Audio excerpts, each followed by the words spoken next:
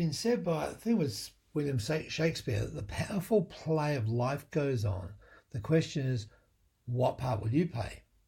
And in this context, so I walked in the gym the other day, and lo and behold, there were Christmas decorations up adorning the place. Now, it's only the beginning of November, but there was all the tinsel streamers and the Christmas regalia decorating the gym. I thought, wow, this is, it's really come so quickly on us that another year is nearly over. We're in this final quarter, and 6 weeks to go until Christmas. And I guess this is a significant time in our calendar. And maybe it's because Christmas falls around the high energy of the solstice, but people do respect the celebration of the end of the year and the beginning of a new year, whether they're Christian or not. And regardless of faith, I think there's an agreement that we've broken time into constructs, and as one construct ends, the next one begins, and it's sort of a sign of a new beginning. But I wonder whether it's really useful to look at that in that way.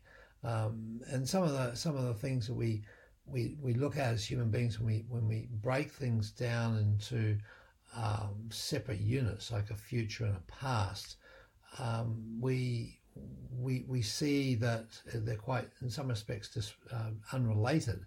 So within our brain, if we look to the innate model, for example, there is a time to look back on the past year, which is the function of the quadrant 2 and 4. It's the left side of the brain. It has a tendency to draw from the past, from the learnings of the past and the experiences in the past, and often brings them through in beliefs that may have been related to the past but no longer relate, or certainly don't maybe relate going forward. And then there's the right side of the brain, which looks ahead. It looks into the new year. It looks into what's possible in the future. And that's our quadrants 1 and 3. And so there's a collaboration that these two parts take, and we like to divide things up so that we've got the past in one particular area, and then we've got the future in another area, and we often don't sort of connect the dots. We don't allow our learnings from the past and our challenges from the past to affect our future for probably good reason. But on the other hand, we tend to then go into the future and recreate the dramas of the past, which is not very useful either. So at this time of year, I think it's a great time just to make some distinctions around that and notice your past and notice your future, and do what integration is necessary to let each be of benefit to the other. And so this run up to Christmas and New Year for most of us is actually quite a frantic period of getting stuff done, tying up loose ends, and often stressing out that all is in order for the festive season, and it even brings up angst amongst relationships and families, and we often see families getting stressed because they're going to have to face another Christmas or another holiday season with parts of groups in the family that maybe don't get on, or that behave unsavourily towards each other, or when they get into a group, or particularly if they have some celebration in their tummy, they tend to get obnoxious. And so that's a fascinating one. Another observation being that there's a time when people do tend to, and I don't have any stats on this one, just simply observation, that there are people who have been teetering in terms of whether they stay on this earthly plane or not, and very often will die in December and the time leading up to Christmas. So, it's like, do I go another year? Do I, continue doing this thing? So, it's a fascinating time for all of us. I think there's a heightened energy, and it's sort of get things done, then go and have a bit of a break in the new year, and then get into the new year in a new way. Well, maybe we don't need to do that to the same degree. Maybe we could have the ability to use our left and right brains on a regular basis so that we can reinvent ourselves as the year goes on, and as the days and the weeks and the months pass, rather than leaving it to the so-called silly season for that to occur. So, I guess that the question is then, do we need to have a deadline before we take care of things that are critical to our health and our happiness? And maybe, it could be our financial health, could be physical health and happiness. So looking back then, we can reflect on our achievements and the accomplishments and joys and challenges, and of course the frustrations and the would have, should haves, could haves, shouldn't haves, and so forth. But what changes would you make that are different, or what different action would you have taken, which opportunities did you not take advantage of, and maybe who didn't you honour? What are the things, if you look back right now, that you would have, should have, could have done, and are there other ways in which you could have handled them? And this is a useful reflection to do at all times. It's not just about the end of the year, and so I wanted to sort of get across on this one, that if we do this process on a regular basis, we are so much the wiser and so much more able to handle what we've got coming up ahead of us. So what are the things that have been, say, the so-called negatives, and how they played out? Sometimes those negatives have been the best thing that ever happened to us in retrospect, and retrospect is a great teacher. So that's what we're doing by looking back. We're looking back at it with a new light and saying, okay, now I'm not plugged into the energy of it. How can I learn from it?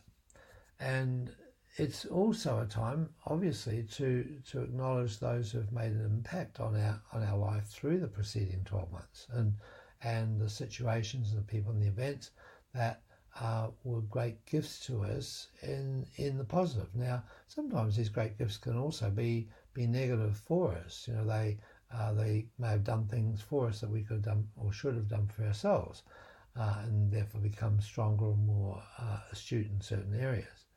So, having a look from that perspective, then, this is a daily operation. It's not something that we have to wait till the new year or the end of the year to engage in. And the adage of there's a time for everything, and there's time to give, and thought, word and kind to those people that you appreciate. And this is often happens at Christmas, or the holiday season. And there's a giving of gifts, and there's a time we give those little acknowledgements to those in our life who mean so much to us, and it's a time to openly and gladly receive from others too, who choose to give and acknowledge us. So, what's the option here? I mean, do we have to wait to the last 3 months of the year before we start gearing up for that, and just pile it on in December, or do we maybe look at where we're not doing that on a daily, weekly, monthly basis throughout the year, and see how it is that we can invoke that sense of generosity, that appreciation and the gratitude for everything that is given to us, and act out on that throughout the days, rather than waiting till a certain time of the year. So the other side of it, obviously, looking forward, is in the upcoming year, then what possibilities are you going to explore? What are you going to get done? What are you going to work towards in the upcoming year? And that also could be asked from the point of view, well, why wait till the end of the year? Why not start your upcoming year today, and every day look at the upcoming year and the possibilities that are available to you, rather than waiting until you make some New Year's resolution in a frenzied state on New Year's Eve. So this is proactive planning and looking at it from a position of, okay, what's my strategy for this coming year? What have I learned from the year gone by? And will I repeat the same actions? and obviously expecting different results. Will it be another year where the same old stuff comes up, or is it going to be a new and exciting adventure? So, how can you up the ante, and how can you allow yourself to reinvent yourself on a regular basis? And the quadrant 4 part of us is what does that. We cycle through the 1, 2, and 3, and then when we get to the 4, we will always try and reinvent. We'll try and make it bigger, better, faster, easier, more profitable, whatever the context may be. That's where we have that neurological capacity right within us right now. We don't have to wait for the end of the year to do that. We can produce a new us, a new iteration of us on a regular basis. And sometimes this has to be associated with some sort of a ceremony. And this is, I think, why Christmas or the end of the year, the holiday season, the New Year is such a celebration. But that can be apportioned to an activity once a week, or once a month, or definitely once a quarter. So we can up the ante with reinventing ourselves and our business and our relationships on a regular basis. Let's not wait till the end of the year. So, what new challenges can you take on board, and what can you create, and how can you contribute at a higher level, and what little things are you going to pay attention to, and how they're going to work out. So, this is the nature of the forward thinking, the possibility thinking, the ability to do more with our quadrant 1 and 3 as we go forward, and it does require a synthesis of both the quadrants 2 and 4, the left brain, with the 1 and 3, to really get the most out of it. So we're not separating and ending up with this is the old year and this is the end of it, and this is the new year and this is the beginning of it, only once a year.